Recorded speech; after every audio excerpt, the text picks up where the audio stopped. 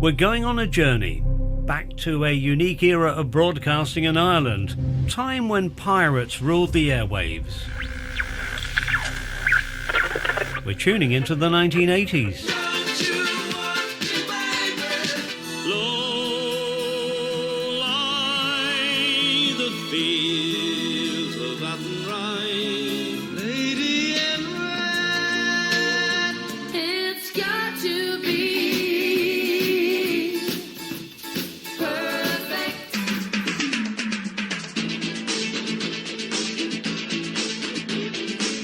Hello, I'm Russell, or Russ Padmore. This is the second episode of my analysis of the impact of pirate radio in the Northwest during the 1980s. I'll explain how unlicensed broadcasters became profit-making enterprises, creating jobs when the Irish economy was struggling as the nation was deep in debt. The backdrop to the 1980s was atrocious, with very high unemployment, high inflation, very weak economic growth, and very significant outward migration. The owner of a Donegal-based pirate station gives his first ever radio interview. Paddy Simpson reveals how he targeted listeners in Northern Ireland. The Protestant population in Northern Ireland loved country music. There were pirate stations, but at the time the government had no will to close them down. And Daniel O'Donnell tells me pirates made him famous, and he wasn't worried about being on air on an illegal radio station. Never entered my head. I never even thought about it. But, you know, what harm was it doing? It was actually providing a service that was not there.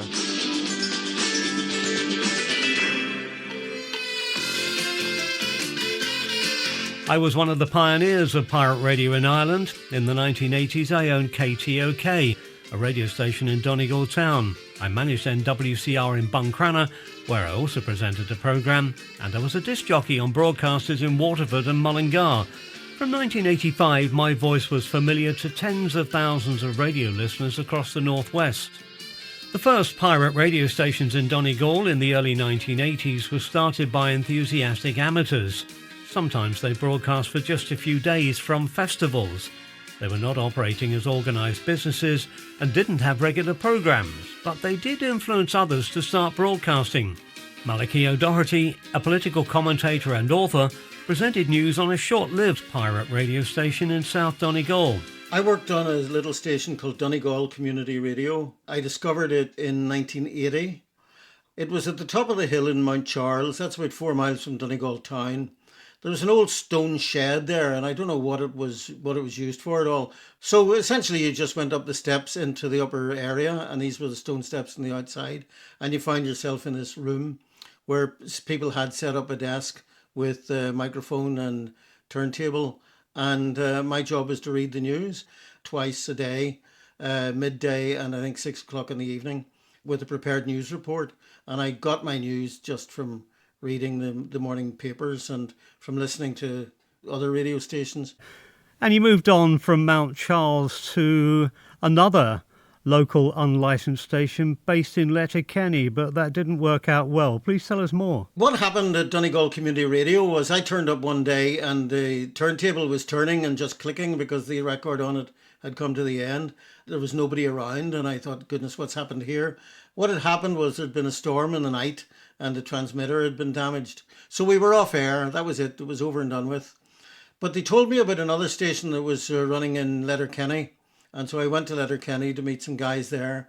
And they were very, very conscientious, very serious guys. They were not offering very much money. And they were offering me accommodation in a rattly old caravan at the top of the mountain. And you know what Letterkenny's like. This was autumn. This was coming into winter. And my accommodation was going to be this freezing caravan. So I let that opportunity pass. It really was a haphazard, amateurish effort. And I think people were just feeling their way. And, you know, you came later and you ran stations and you had a sense of purpose and direction. You know, I got the feeling these people were just thinking, you know, here's a technology that's come available. Let's have a go and see what happens. Malachy O'Doherty, an author and political commentator. In the early 80s, before stations like NWCR in Buncrana or KTOK in Donegal town, radio in the region was very much an amateur operation. Tommy Rosney, a disc jockey and enthusiast of country music, did his first broadcast on pirate stations in Letterkenny. First radio station I worked for was Radio Donegal. It was run by two lads, Richard Crowley and Jerome Keeney from Letterkenny. They were going to start off a local radio station in Letterkenny in late 1980-81. And they were looking for DJs, and they said, anybody interested, make a wee demo. Just play yourself introducing records. That was 81. Describe what the radio station was, or how it was run, how often it was on air. Well, it was on about 8 or 9 hours a day. I used to finish work in Duns, and I was on air at 6:30 until 8, playing music. And for the first 2 or 3 weeks, we were only doing a test broadcast, but then we started going on the air in the morning from around 8 o'clock in the morning till around maybe 12 o'clock at night.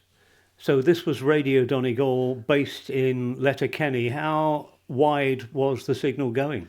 It was only about 5 or 6 miles. It had basically done Letterkenny out to maybe Newton Cunningham. So this would be 1981, a very limited station. How long did it stay on air? We were on air from around 1981 to around maybe 1984. 2 other lads came into Letterkenny and they started up another local radio station. Which station was that? Radio Donegal as well. It was a different one, you know. It was 2 brothers from, I think they were from County Tyrone, the O'Neill brothers they were called. It only went for a short while. I know without doubt that radio became more professional, certainly by the mid-80s. It was a dramatic change, wasn't it? That's right. In 1986 then, I started with DCR. It was owned by Bobby McDade from Letterkenny. He was a businessman in Letterkenny, and Paddy Simpson would have had a hand in it too. That's when I used to do 5 nights a week, and I used to do a Sunday as well. It was more professional.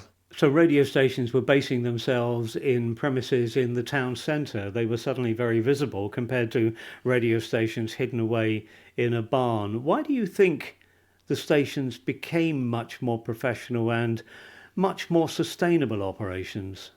The presenters that were on there in the mid-80s, they had started earlier on, and they kind of got more experienced at what broadcasting was. And 1 or 2 of the lads who had started it, you know, knew a little bit about radio. And the more you did it, the more experience. When I started off, I was raw. I was just playing tapes, and you were kind of self-taught.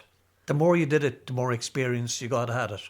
Why do you think country music was more popular on stations in rural Ireland? A lot of people who would be tuning into you were out in farmland areas, and they used to go to the dances like in Letterkenny. You'd have had the Fiesta, you might have had Frankie's in Rafo, and every Saturday night it was a country band era. I know it was just kind of coming near the end of the show band era, but country music was popular all around the country. And like Dublin would have been more a kind of a pop. People in the city would have been more into the pop, they wouldn't have been into country, whereas out in all the counties around Ireland, they were all into the country music. Oh, we love the pirate stations. We love the pirate stations. The first pirate stations in the northwest didn't last long, but by the time I was managing and presenting programmes on NWCR in Buncrana in 1985, broadcasting had become a more organised and lucrative business. Russ Padmore. Non-stop music.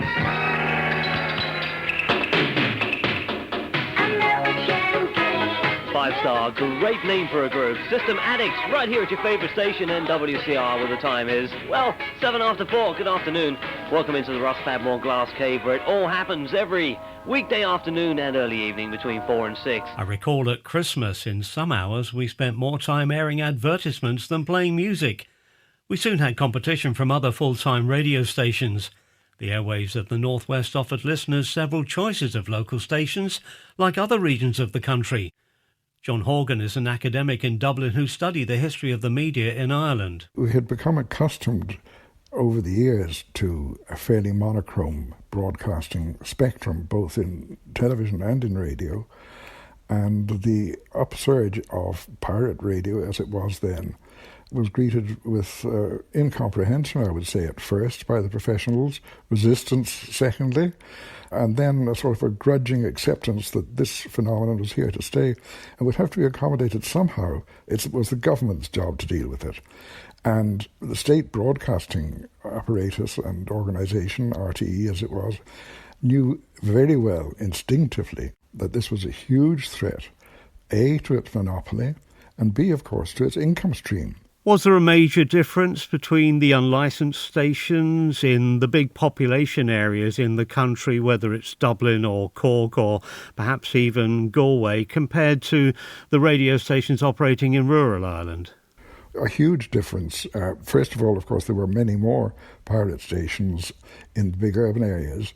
There were even one or two very unusual ones. There was one in the west of Ireland in Galway, founded by people who were passionate supporters of the Irish language.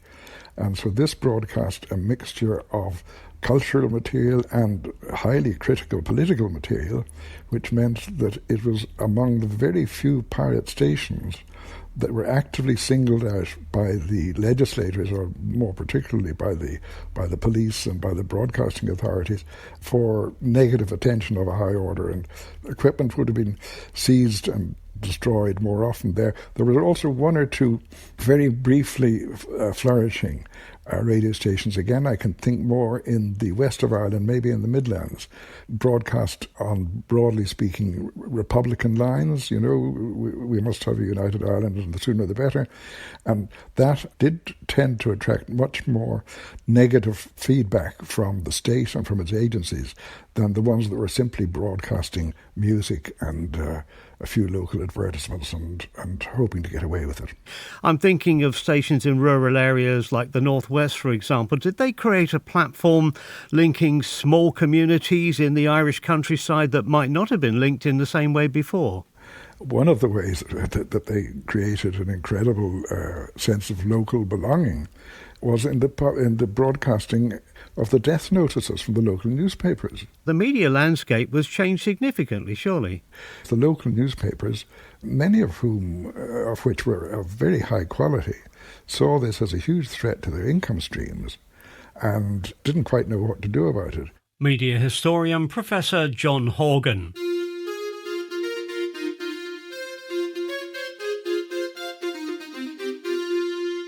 Basically, it was illegal to broadcast without a licence, but the government didn't have a structure in place to give permission for privately owned broadcasters. The national airwaves belonged to the state-owned radio and television service RTE, which had no serious Irish competition until the Pirates went on air. The government planned to introduce a licensing system, but political differences delayed legislation for years, and that created an unusual legal situation where the authorities basically allowed the pirates to continue broadcasting. Over the years, many unlicensed stations gained bigger audiences, which in turn attracted more advertising, and many became lucrative businesses during the 80s. Pirates in border counties from Donegal to Louth were taking audiences away from the BBC and Belfast-based downtown radio. Paddy Simpson is a successful entrepreneur with businesses ranging from a hotel in Belfast to a cinema in Derry. In the 1980s, he owned 2 pirate radio stations in Donegal, notably Radio North, which was aimed at audiences in Northern Ireland. He's never spoken to the media before about his experiences of running an unlicensed radio station. But in this exclusive interview, Paddy Simpson talks for the first time about pirate radio in the Northwest during the 1980s. Our target really wasn't any show, our target was Northern Ireland. The Protestant population in Northern Ireland love country music, and we saw NWCR as looking after the north of Donegal, and we saw an opening in the north of Ireland for this. How much was your decision to get into the media business influenced by what you could see all over Ireland? Radio stations, OK, they're unlicensed, they were on air already, enjoying success, even though they were effectively pirate stations. Yeah, there were pirate stations, but at the time the government had no will to close them down and no desire to close them down as long as you kept your frequency clean. You always knew there was going to come a day where they would be licensed, but while we were operating, they were quite profitable. So you had no fear of breaking the law then, as it would have been at the time? No fear of breaking the law, because it was common practice in Ireland at the time. Your station in Carndonna in Inishowen, in the north of Donegal, that target audience, would it have been a lucrative business by gaining an audience along that Causeway coast in Northern Ireland? Remember, at the time, there was very limited listenership of other stations anyway. Yeah, they only had the BBC, and we just saw the appetite for for country music, gospel music, and we were aiming at a particular audience, and it was very successful. Would you say businesses saw the opportunity to advertise and it would add to their business through the promotion of commercials on these pirate or unlicensed stations? Yeah, at the time we had very good advertising revenue. Sometimes we were full of ads. You might have to wait a week to get on, and it was quite good, yeah, quite good. The gospel music as well, we done a gospel show, I'm nearly sure it was 3 days a week. We done a gospel show, and that enhanced the audience from that area a lot. As we speak, we're sitting in a cinema in Derry. Mm-hmm. I've always thought of you as a serial entrepreneur. You are involved in hotels in Belfast. You have a bowling alley here in Derry, this cinema complex as well. Do you think you learned lessons from the radio business in the 80s in particular, which apply to business today?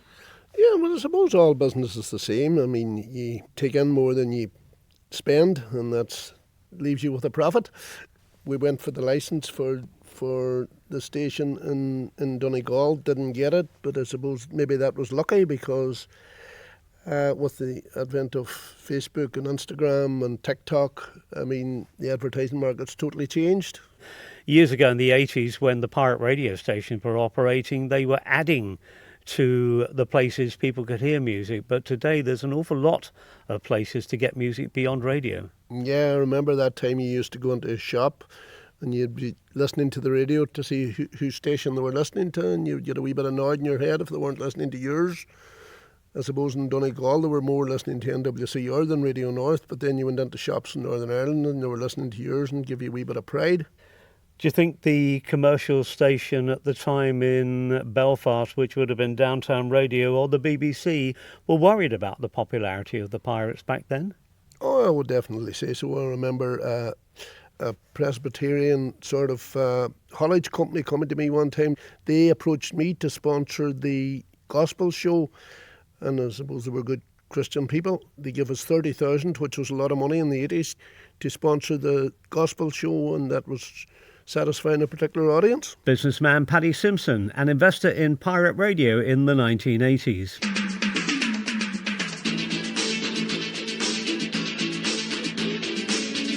You're listening to a history of pirate radio in the Northwest in the 1980s. Still to come, Daniel O'Donnell says the pirates linked communities on both sides of the border. I was on a television show. I was asked about the troubles in the north. I says, well, you know, when I am on stage, I cannot tell if somebody is a Catholic or a Protestant. And the music is uniting, not dividing. And likewise radio. From amateur beginnings and a few failures, by the 1980s unlicensed broadcasters in border areas like Donegal were profitable businesses, creating jobs in an era that was bleak for the Irish economy.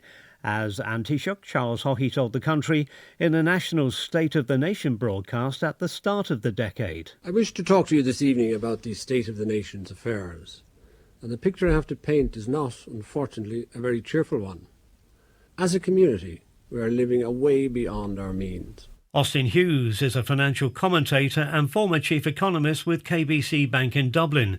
He remembers how pirate radio was a breath of fresh air when the Irish economy was sailing through stormy waters. A disastrous time for the Irish economy. The backdrop, of the economy to the 1980s was atrocious, with very high unemployment, high inflation, very weak economic growth, and very significant outward migration. In fact, Ireland was probably the last country in Western Europe suffering net outward migration into the early 90s as a result of the poor economic performance of the 1980s. Did those pirate radio stations on air during the 80s actually become significant businesses against this bleak economic backdrop of the economy? They were creating jobs after all. They offered an alternative. They were a new voice sounding to younger people in the Irish economy, an alternative to the establishment voice of official radio stations. They were something that we're seen, both as providing maybe an alternative view of what was going on, an alternative rhythm. Now, of course, I remember that there were dozens of radio stations in Dublin and right across the country, of course. Many of these unlicensed stations were on air, particularly in border areas, notably Donegal. So what kind of impact would the unlicensed radio stations have had on the economy of Northern Ireland, would you say? Because obviously they had huge audiences there. Well, again, they would have been very important, in terms of the economic and social infrastructure of the local areas, because, again, they gave voice to a view that wasn't coming from way down there in Dublin. They gave voice to a view that perhaps wasn't, as official, and consequently they were very important. Critically as well, they focused on local businesses and local opportunities and local employment, local jobs, local culture. They were a really important element in keeping some sense of a vibrant local economy in place in a very difficult situation generally. So throughout the regions of Ireland, notably the northwest, do you think then the businesses, when they came to marketing or advertising, they had to change their model just because pirate radio was there and that offered more opportunities for the marketing? Well, the economics of radio and of marketing didn't really make sense for local businesses to advertise right across the country. And in that respect, this was a dynamic new opportunity for businesses to engage in a very focused way with the people who were most important to them, the customers that were literally on their doorstep. In that respect, it offered a very important channel through which businesses could connect. Did the pirate radio stations disrupt the media business so much that they actually left a lasting legacy on the media sector in Ireland today? I think they did in various ways. One kind of it was a very fertile training ground for a lot of bright young journalists and disc jockeys, music producers and that. So there was an underground movement which forged a much more creative culture in this area, gave a very strong alternative voice. So I think that was a very important element. And as I said, that idea of a local contact, which is hugely important. They say all politics is local. You could argue that in this dimension, all business is local and all communications have to be local. So in that respect, it was a very important and dynamic addition to the local economies in what were very difficult times. So it was hugely important. Do you think the economic impact on the leisure sector from pirate radio has largely been forgotten? It probably has, but what it did spawn was a very vibrant local radio network, which is still very forceful in Ireland today. Coming live from the North Sea all through the night on 259 meters medium wave, voice of Radio Caroline. All hit radio. Laser 558. Pirate radio stations in Ireland in the 1980s were influenced by offshore broadcasters like Radio Caroline, which started in the 1960s and was still evading the authorities by the 80s. It had competition from Laser, broadcasting from a ship anchored in international waters in the North Sea.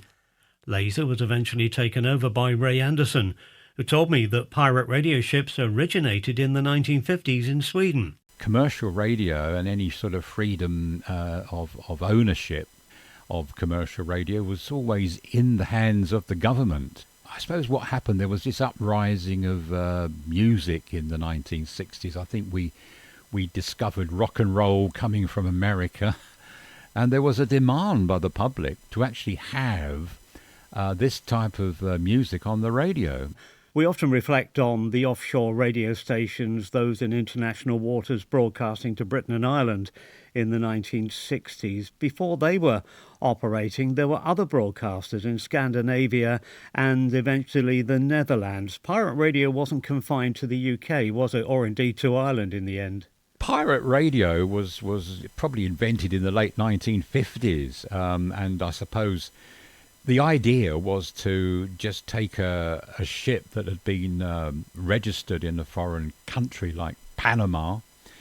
Because the ships were in international waters, it meant that nobody from a state could legally board a ship that was foreign registered because it was in international waters, and these were the maritime rules which still are established today. And of course it meant that people could buy a ship, get it registered somewhere convenient, and then put a transmitter on board, park yourself just outside the 3-mile limit, which it was back then, and start broadcasting. So we had stations off the coast of Sweden and a very successful Radio Nord, which transmitted into Stockholm and other parts of Sweden, and it was very successful. And then along came Radio Mercur, many other stations, and of course, because they were not government controlled, they could run all sorts of commercials, they'd run cigarette adverts. The news of this station sort of soon filtered to the Netherlands, where Radio Veronica was set up, and of course Radio Veronica was very successful. There were a lot of advertisers. People were queuing up to put their commercials on Radio Veronica because many of the state broadcasters in Europe were not taking adverts. Of course, it paved the way. As we got into the 60s and the 70s, other stations came along. Obviously, in England, there was probably about 10 or 12 stations on the air at one go. In the UK, a lot of people that came and sort of invested in pirate radio were the Irish. Were always very, very keen to put their money into this, and of course Americans as well. It was really an explosion which always filled the 60s with fashion and cars and entertainment. It was the decade to be somebody, to be involved with fashion or television or radio or music. It was really an incredible decade. The veteran British disc jockey Tony Blackburn became famous as a presenter on the pirate ship Radio Caroline, and later in the 1960s he joined the American-influenced offshore station Big L Radio London. He told me more about his radio days at sea, and he says Ireland's land-based pirates of the 1980s influenced the growth of illegal broadcasting in British cities. I was very aware that there was a lot of pirate radio in Ireland. It was all land-based, I believe, and they set up transmitters all over the place. I thought it was great, and I thought I loved all that. And eventually, of course, in London and home counties, they started doing the same over here as well.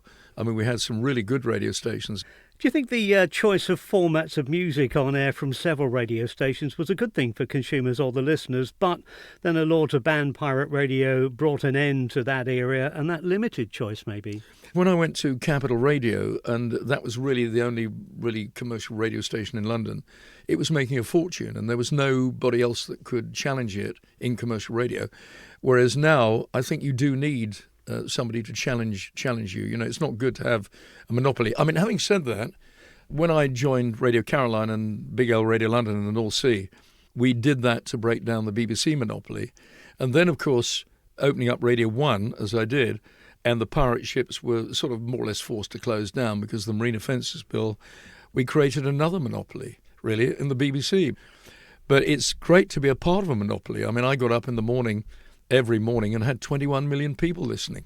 By the 70s, of course, the radio had developed in a smallish way privately in the UK. But compare that with Ireland. The Pirates were taken off air in 1989, and within a short space of time, there was private radio spreading across the country quite legally. Do you think Ireland took lessons in Dublin from the UK?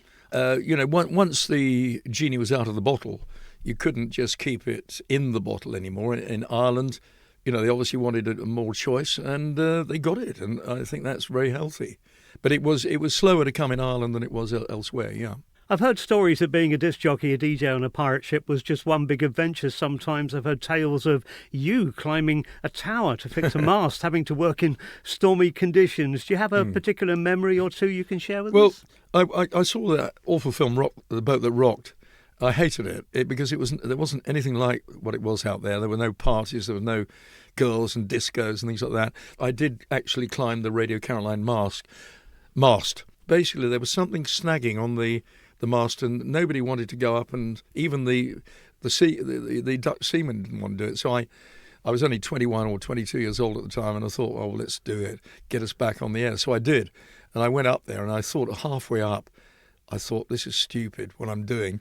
But I looked down, and the little boat, it looked just like a little canoe sort of thing from that height up. What about the ship drifting in storms, dragging its anchor, things like that? Must have been frightening, well, surely. Yeah, we always joked about the fact that eventually we would be shipwrecked somewhere, and one night it was a 10-4 gale, and Radio Caroline was a very small little boat.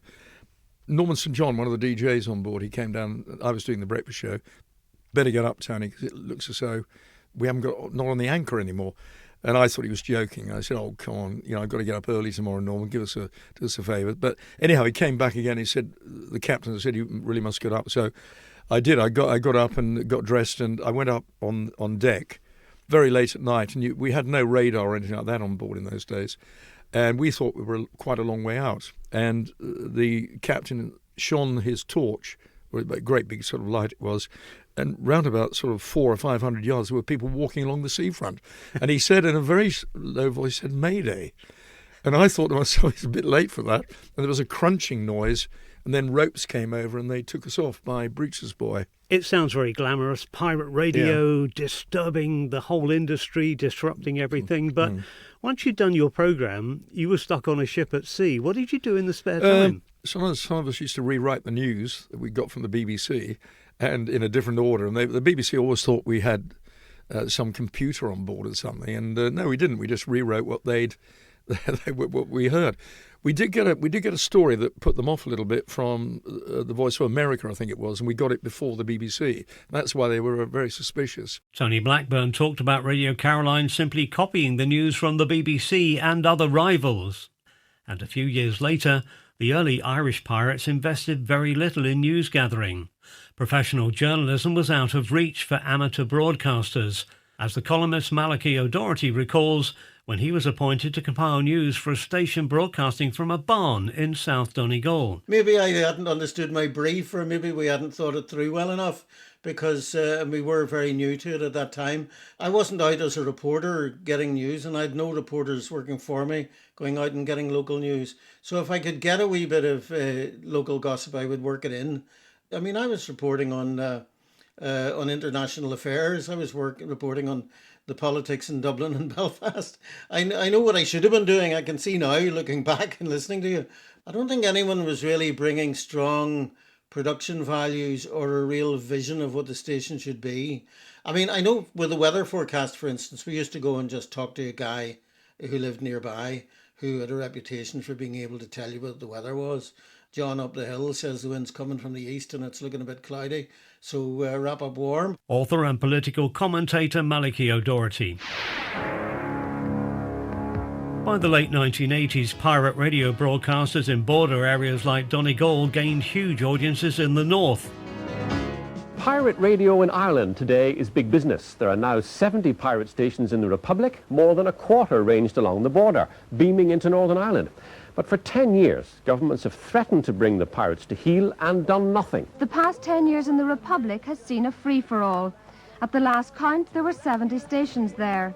They are unlicensed, unaccountable to any broadcasting authority, and with few of the financial responsibilities of legitimate stations. That archive recording from the BBC Northern Ireland current affairs programme Spotlight showed how the UK authorities were growing concerned about the outside influence.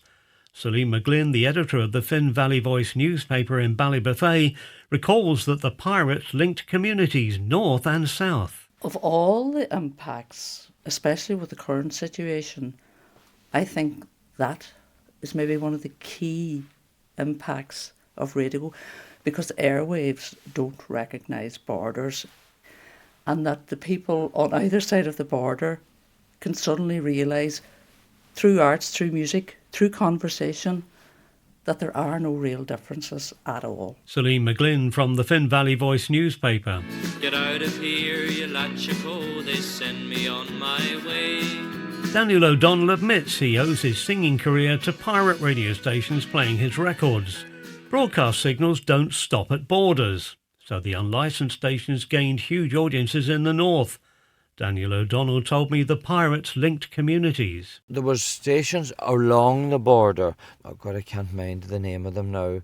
I'm sure it was North Sound and Airnside. They were on the border, so they were going into, you know, the northern county, Monaghan, Cavan, but going into Fermanagh and Tyrone, I suppose even in Tarman, Antrim and, you know, County Down. What about the possibility that because the radio stations broadcasting without a licence but were so-called pirate stations broadcasting into Northern Ireland, do you think that they actually developed an understanding, a cross-border understanding between different communities that maybe wasn't the aim of the stations, but that happened? The thing about music is, and I always believe this, that music has no division. And I remember one time I was in Australia and I was on a television show and I was surprised because we'd never be asked about it here. I was asked about the Troubles in the North. I says, well, you know, when I am on stage, I cannot tell if somebody is a Catholic or a Protestant. And you don't know by looking at anybody. And the music is uniting, not dividing. And likewise, radio was uniting and not dividing. People were hearing the music and all denominations were coming to dances and concerts. And that was certainly one thing that was very apparent.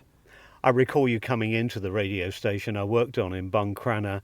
In theory, broadcasting was illegal then. We were dubbed to be pirate radio stations. When you were either doing a concert with a radio station supporting you or maybe even doing an interview in that unlicensed station, did you feel you were doing something illegal? Never entered my head.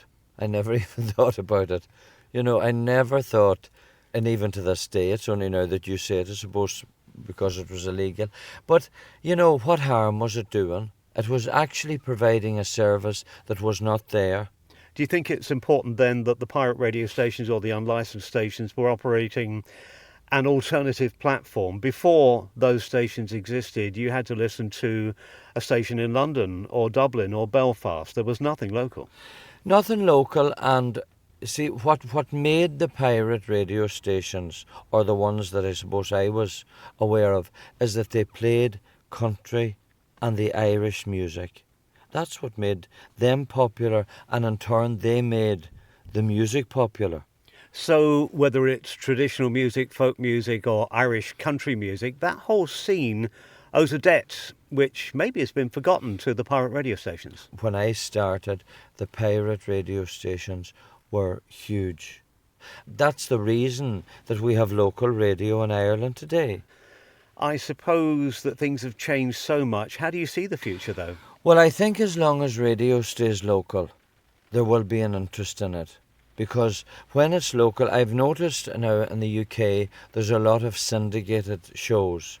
And when we used to go to Inverness, they would talk about Inverness. But now you go to Inverness and it's the show's coming from Glasgow, or if they're doing it in Inverness, it's going out in Glasgow. So they cannot talk local.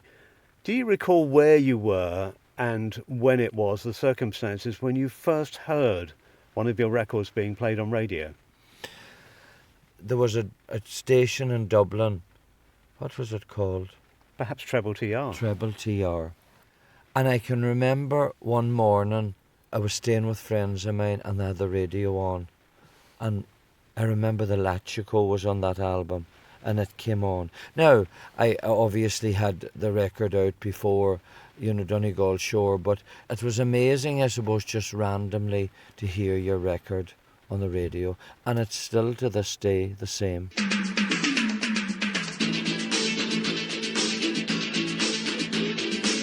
You've been listening to an analysis of the impact of pirate radio in the Northwest during the 1980s. Join me again for part 3, where I shine a light on the thorny subject of payola, radio stations being paid secretly to play records. Payola is a very, very taboo word in the United States of America, but probably less so in Europe because it definitely went on. And how pirate radio's training ground for presenters led to amusing mistakes on air by novice broadcasters. I'd forgotten that when you're queuing and you go on air, it turns down the music in the background.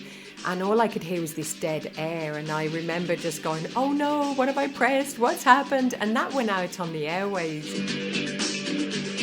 I'm Russ Padmore, recalling the days of pirate radio in Donegal and the Northwest. Join me next time for the final episode. This programme was funded by Commission Oman with the television licence fee.